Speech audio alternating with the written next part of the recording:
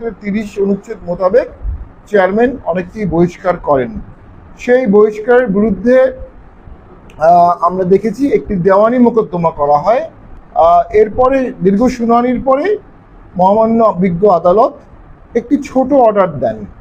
তিনি তার ইনজাংশন আদেশে যেটি বলেন যে আবেদনটি পরিবর্তিত আকারে মঞ্জুর করা হলো, শুধুমাত্র জাতীয় পার্টির চেয়ারম্যান এবং দপ্তর সম্পাদকের বিরুদ্ধে সাংগঠনিক কার্যক্রম নিষেধাজ্ঞা দেওয়া হয়েছে সাময়িক, অস্থায়ী, পরবর্তী তারিখ পর্যন্ত।